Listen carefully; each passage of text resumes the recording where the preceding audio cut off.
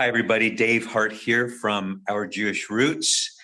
And I am Zooming today with someone many of you know already, Chaim Malespin. And some of you may not know him. He hasn't been on our program for a while. And Chaim and his beautiful family live in Tiberias. Hi, Chaim. It's so great to be with you. I miss you guys. It's been an interesting season. It has. I was just thinking, most of our Zoom calls are worship, we're enjoying, we're laughing, we're having fun. And I'm just going to be honest with you and everybody today. I'm kind of dreading this Zoom call with you because I just can't believe what you guys are going through. And first of all, we're watching the news and people are going to want to know, is it as bad as it looks here in America? First of all, thank you so much for joining us today. I know you're a busy man. You're an IDF soldier and you may be busy right now. Maybe you're in hiding at your home. I don't know. But tell us what's going on with you guys and what's going on there right now. It's just crazy. It is definitely a very intense time. I mean, very intense, not only obviously emotionally, when you see your very friends in a place of decision, meaning Arab and Jew, even that have lived together these 73 years since Israel's rebirth, as the Bible promised. And you see this tension since the attacks launched from, we've had Jerusalem Day celebrated many, many years. And maybe there's a few people throwing rocks, but not a full-on attack. It was, I guess they were waiting for a certain time or something. And the Hamas terrorist group from the south just began to fire, weapons that they've been probably since the time I was there as like you said, I'm a master sergeant in the Combat Engineer Corps, the elite. So we go into Lebanon to deal with the Hezbollah terrorist group. We go into Gaza, deal with the Hamas terror group and dismantle tunnel threats amongst many other things that involve explosives. But I still have all my fingers and toes. Very glad for that. God's defending Israel. But right now we are under complete bombardment. People are afraid for their lives. Now, honestly, I don't feel it as much because I'm here in the Galilee, best place in Israel. So I don't feel it so much, but I'll tell you, people all throughout, not just Sderot, near Gaza areas like Be'eri, Nahal Oz, Re'im, Ashkelon, Ashdod, big cities with skyscrapers, also Tel Aviv, Jerusalem. I'm talking this country is all feeling it, and they're all actually rushing to the Galilee to us. And we've opened our doors. We said, we just want to be, whether someone's Arabic speaker or Hebrew speaker, just come, just stay in. We have, of course, the whole Aliyah Return Center. I can share a little bit more about that in a second. Yeah. But we need prayer. Yeah. Shalom, friends. Thank you for your prayers from around the world. Israel is in a state of national emergency. Even the National Guard has been called in as over 1,000 rockets have been fired from Gaza in the last 24 hours. The IDF, the Israel Air Force, are making a firm surgical strike retaliation. This all began after Jerusalem Day, celebrating the unification of Jerusalem in 1967 after the Six-Day War. Go ahead and watch the interviews that we did throughout our nation's capital, Jerusalem, just before all this violence erupted. Now, a few facts quickly about how all this transpired. Right? Israel found out that Al-Aqsa Mosque was again being used as a place to stockpile rocks to be hurled on Jewish people who would come to pray and celebrate Jerusalem Day. So the government said no Jewish person should be allowed to go pray on the Temple Mount. I think that was a mistake. But the police anyway had to go and intervene to stop the Muslim rioters who were becoming violent there. Throughout Muslim communities in Israel, this was seen as an opportunity to begin riots throughout the whole country.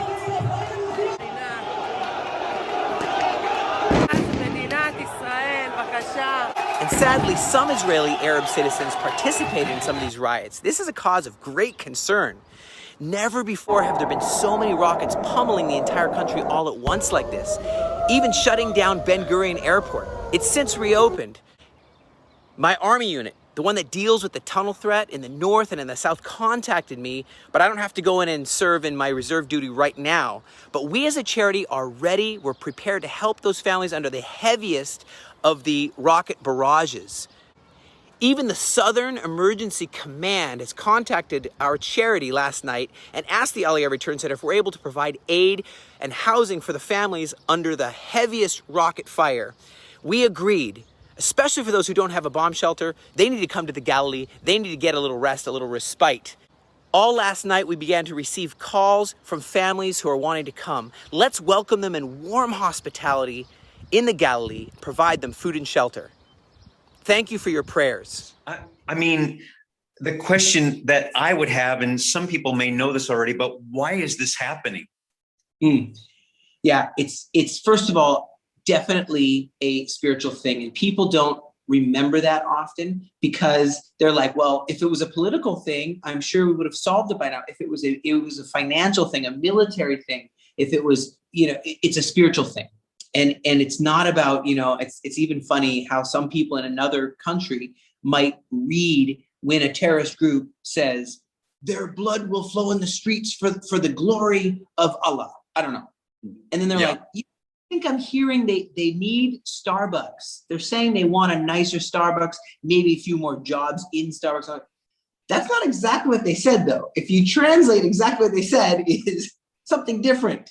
But they're like, well, I think it means no, it's especially when you think of Jerusalem Day, which was the liberation of Jerusalem, right? In 1967, after the 6-Day War, you have Jerusalem and the Golan Heights. They come back into the stewardship of Israel. And we've celebrated this for many, many years. Yeah. Suddenly, this time, it was like that moment that everything, Corona, people are very tired of lockdowns. And we've come out of it. Israel's like open. Well, now it's closed because of rock. I mean, it's open normally. And so people will just it was like the right time of year. But you're kind of like, if you were going to do a jihad, you should do it at any time of year. But no, the pieces were all ready. The weapons, they had stockpiled weapons for enough time. And the Hamas terror group was ready to launch an all-out offensive on Jerusalem right after Jerusalem Day. So you guys didn't feel like that was coming? Was it like last minute? Last minute. We didn't feel it was coming. We thought it was going to be another Jerusalem Day. We just did at the Aliyah Return Center charity. We had a celebration. We had go through the streets of Jerusalem, celebrating the beautiful place where God says he put his name, where he's going to dwell one day. And I've seen that happen, and it's beautiful. Yeah, and then suddenly, out of nowhere, rockets. People are running for cover and completely caught off guard. And so I guess what I'm saying is that it's a spiritual attack. It really comes to the place. I mean, there's 3 religions that call Jerusalem their spiritual hub. Really, Mecca is the hub. Mecca is Mecca of Islam. But for Christians and Jews, truly, this, for many reasons, Jerusalem is a thing. But at this point, I mean, there's nothing that happened here that I'd say was something that would equal a all-out war. I mean, if you see the rockets that are hitting people, I mean, children, just in Israel, and people don't talk about the Israel side as much, maybe. I don't know, but the children older children pee the bed, can't sleep the whole night. They're like zombies. They can't eat. They're throwing up their food. This is and I'm getting all the reports live with my own ears, because they're all coming here. As we've opened up the charity, we've opened up all our buildings. And we've said, guys, we want you to be able to have a place, and we'll give you food, and we'll house you. It's wartime. And now, of course, you're asking, or you're probably thinking, is the North, like there's another terrorist group called Hezbollah. You have these different groups, the Islamic Jihad, Al-Shabiba, Hezbollah, Hamas, and so on, and Jabhat al-Nusra, ISIS. People know some of these names. And then I'm like, guys, nobody, especially not the Israeli Arabs, want those people to be running their life and running their supermarkets. Oh no, they do not. And so they're afraid too. Everybody's afraid. So we said, any person who speaks Arabic or Hebrew, just come in and let's take care of you in proper Galilean style believer Galilean style hospitality. But yes, missiles did get fired just moments ago, were fired from Lebanon. But then it was about, they hit right, because they have ICBMs, the intercontinental ballistic missiles, long range. They have, and I'm a soldier. I've been there in 2006. I had to defend the defenseless there against them. They're ready to go. They have bunkers. That's actually even triple, quadruple. It's way actually astronomically worse than the war we're in right now with Hamas. If Hezbollah joined, well, and Iran, or who knows who else. Have I heard this, maybe, that they want Israel to retaliate? Is that what they want the media to see? It's true. It's true that Hamas could be investing, obviously, in schools, high tech, boat parties. I don't know, anything other than straight up just weapons, and wait for the chance to just try to murder innocent people and shoot at innocent people, and then surround your shooting area with children. That's exactly what they do. It's exactly what they do, instead of anything else. And I was telling I have many Arabic friends, and I was talking to them, and I said, you know what you need? You need some guy like Ben Gurion, or like a Mohammed Ben Gurion, maybe. I don't know. Some some guy like Ashraf Ben Gurion.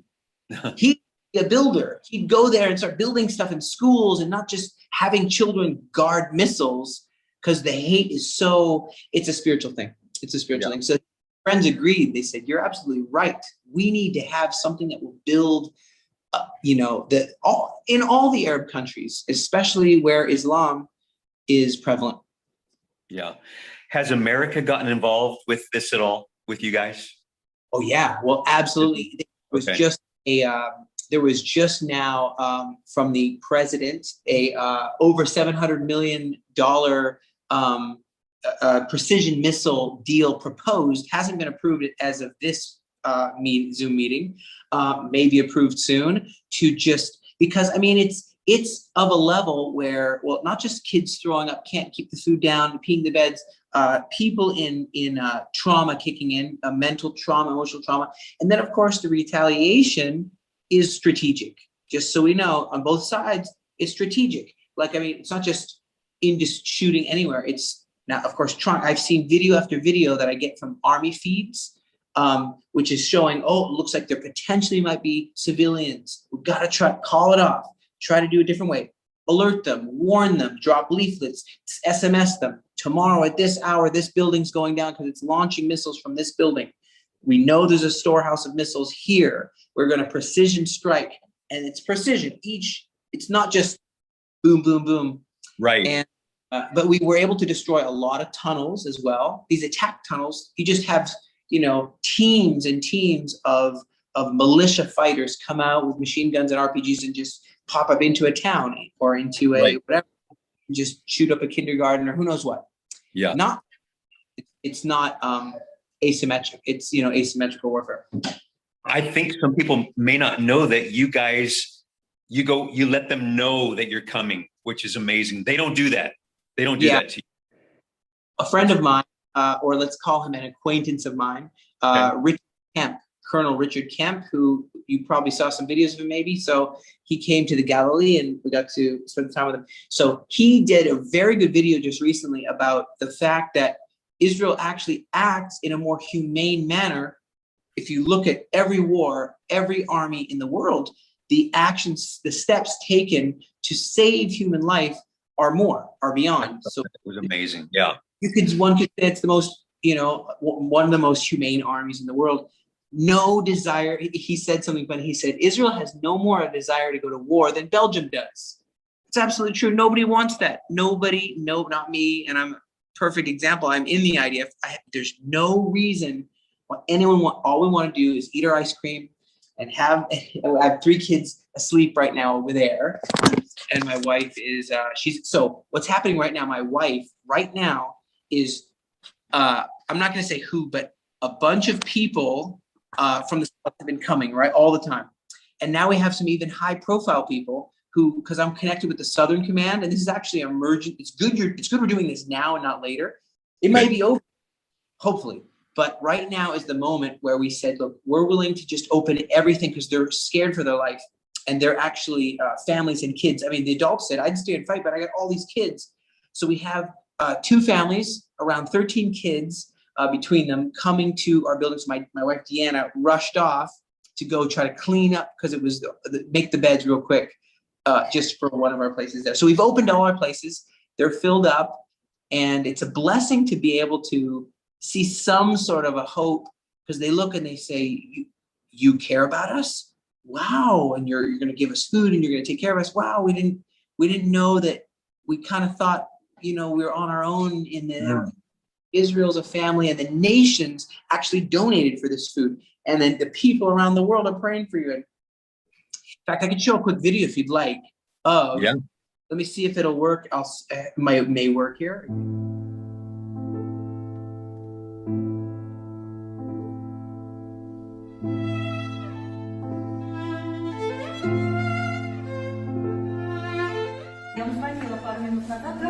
Хотим поздравить вас. Абсорбция? Что это? Это карточка подарочная магазина. Спасибо большое.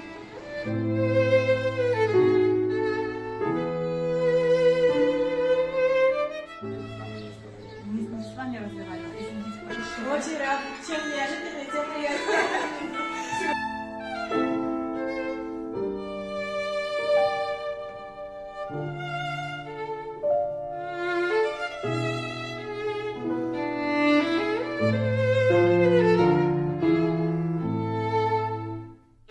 С праздником Шавуот. Это для вас картина, что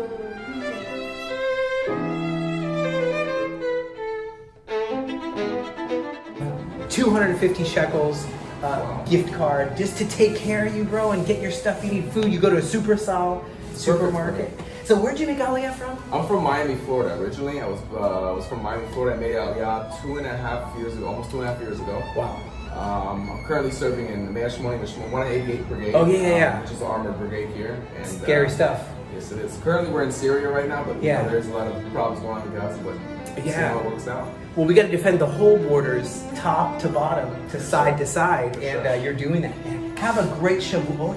Thank you, Chaim. Thank You're you. awesome, man. I just love the work you do, and even the trip to make Aliyah is hard. It's hard to take that Whole decision. process. Even 2.5 years in, I'm still having Yeah. to get used to everything, getting Yeah. used to society and everything. And got to enjoy a little sleep. Hope you stay longer. But this is a little car. All the guests and for your hospitality. It was wonderful. Bless I'm you just a for channel. all what you do. Oh, thank you. It's really him like his son, and it's really wonderful. Sitting here with a lone soldier who's in the defense force right now. Lone soldier, what does it mean, lone soldier? What does this mean? Basically means that I'm living here in Israel alone, and my parents are out of the country. Gotcha, wow. And isn't it crazy to be in the army at this time? I know there's rockets. What does it feel like? What's the feeling of the soldiers? Yeah, everyone's pretty stressed, but everybody also is ready for times like this. So This is what they train for. Yeah, this is what people train for. And like not having a family in the land, is that kind of hard? I know this is so hard to talk about maybe. Is that a little bit hard to not have a family to come home to? Actually, you get used to it. Living by yourself, it's always important to keep in touch with your family. It's not like there's a cut. So that's okay actually. Well, there are people around the world who are praying for the peace of Jerusalem, the peace here in Israel, praying for the Arabic and the Hebrew speakers, that God's peace will come upon this land. And this is it says peace and love. It's a little gift card from people who love you around the world and are praying for you. That's Thanks for you. so much. Do you just go to the supermarket? Just so many questions. So here's a question for people that will be watching from America who love Israel, who would love to go. We're supposed to go in October. Right. For somebody who has their tickets already coming, do you think we're going to be able to go? Someone made a joke and they said, so Israel feels like we're done with Corona. I mean, just everything's open. Wear masks. I don't know if you know, no one has to wear masks anywhere. It's now a lot of people have been vaccinated. It's a whole other subject. I haven't, and no, I'm not forced to.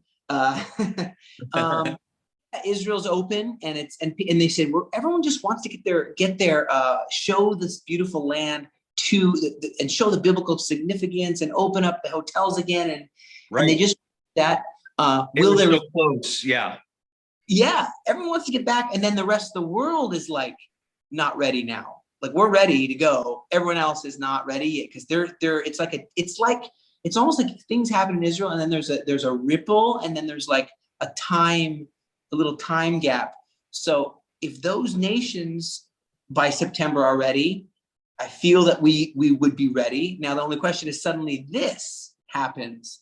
It's like, man, it wasn't bad enough. The economy's thrown to the wind all around the world. Then now a war. It's just like not the right time. It's like not the right time. But I think it feels like it'll be over quick. If you ask me, I don't think Lebanon, I mean, I know they just shot 5 missiles into the Galilee, hit around Akko, Haifa, a bunch of places. I don't feel that they're ready for a full-on war in Iran. And it just doesn't seem like, I might be wrong. I hope I'm wrong. I mean, I hope I'm not wrong. I hope I'm not wrong. Yeah, it doesn't seem though like that's what's going to happen right now. And, but so we're just believing that by another week or two, it'll all, because a lot of the Hamas terrorists I know they still have a lot of weapons left, but the majority of the attacks, I believe, have already occurred. I believe that's what it feels like. And I'm hoping Hezbollah, or else definitely no October. I mean, it would be complete. So I think it'll be over, and I think it would be fine. And I do believe that and here's the thing. How we handle this is, like I said, there's sometimes something of a replication in the world. I saw protests and things in London, England, the U.S., Canada, and you see it. And so it's like we have to do things, not fear, not run away, but say, no, we're going to be those who are standing in the gap, who are going to be those priests. And I think that's what we're all doing together, whether or not we're physically able to be together.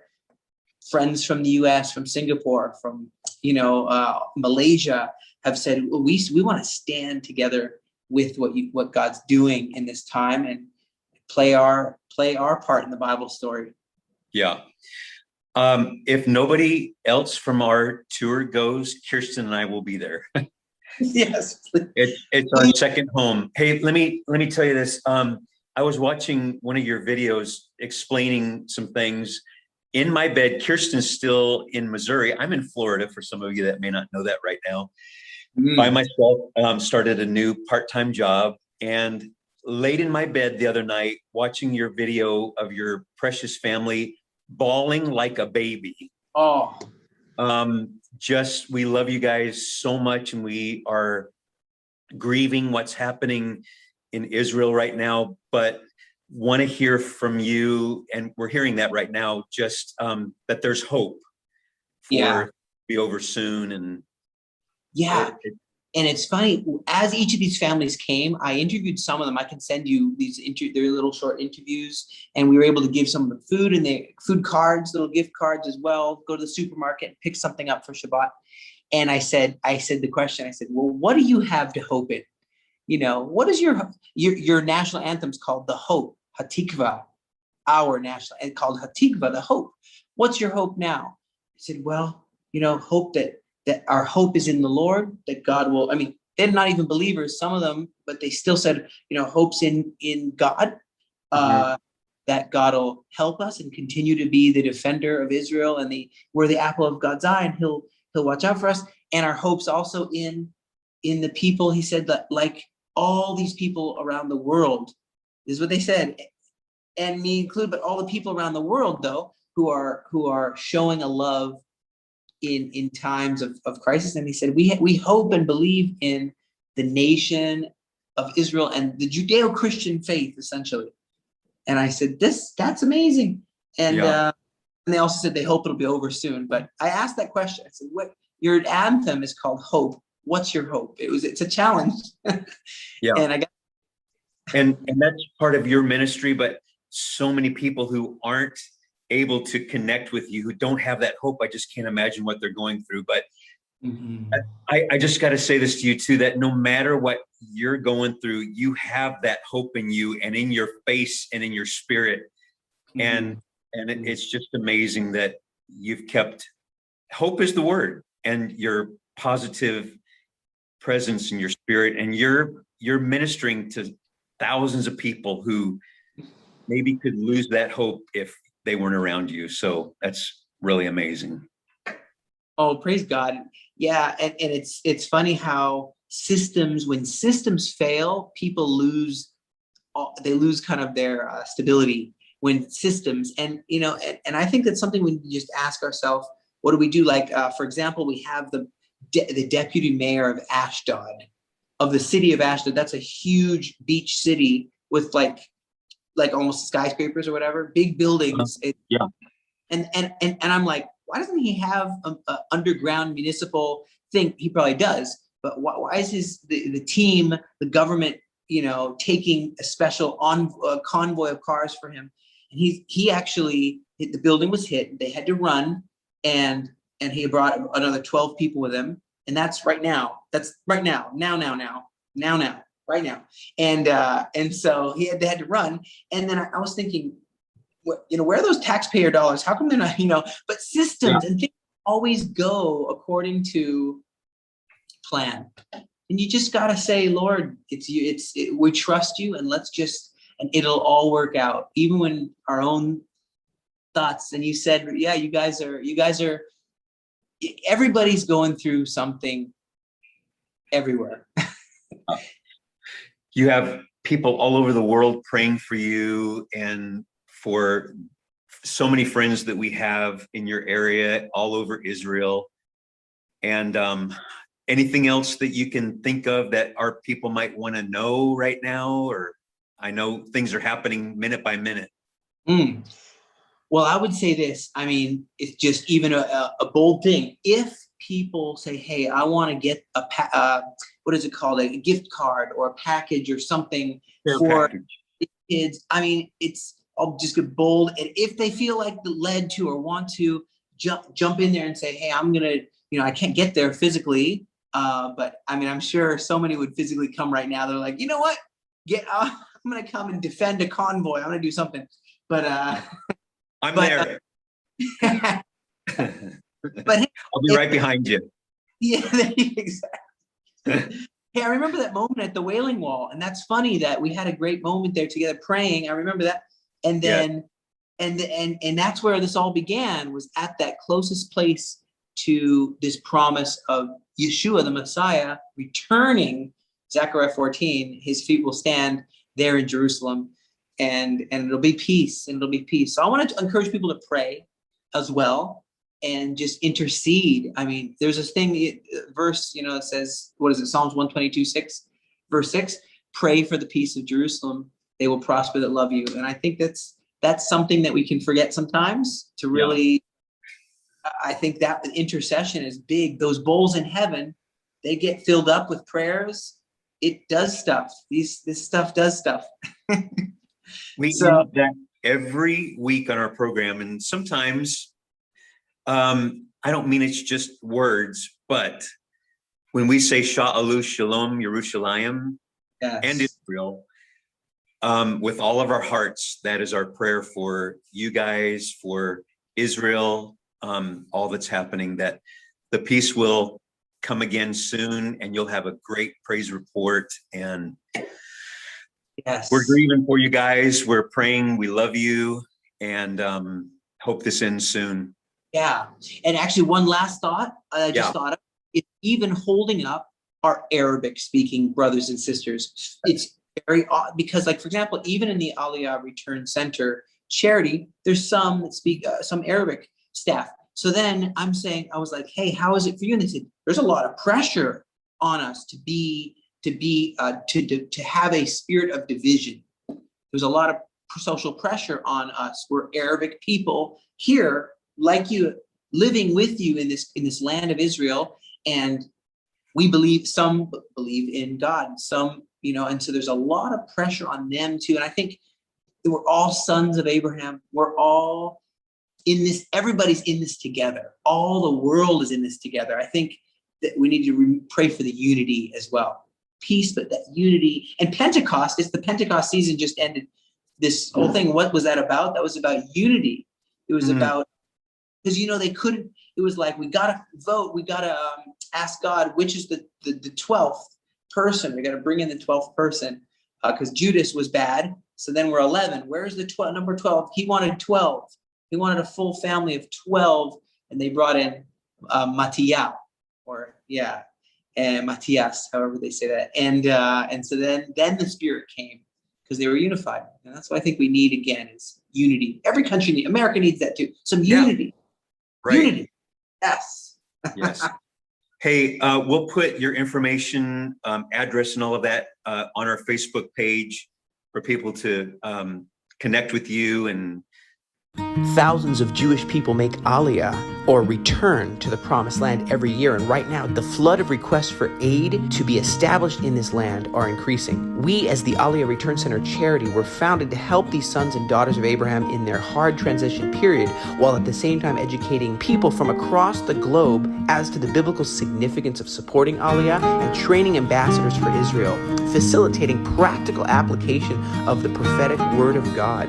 Through these years, we've been able to help thousands of immigrants return and be integrated, attached, acclimated to this land by providing them complimentary lodging and a whole lot more in unconditional love and uncompromising faith. We are a conduit of love from the nations to Israel. I want to invite you to get involved with us. Stay, pray, learn, and serve. Join our next tour. Participate in the prayer movement. Learn how to be an ambassador for Israel in your nation. Link arms with us as a volunteer or an intern. Visit our website today, aliyahreturncenter.com. We love you guys, and thank you for the report. And hopefully in the next week, we'll do another one of these with a good report. Yeah. Please, Lord. Hey, thank you for your Chaim, thank you so much. Thousands are praying for you guys. Yeah. May God's blessings be upon you, and we'll see you soon. Yes.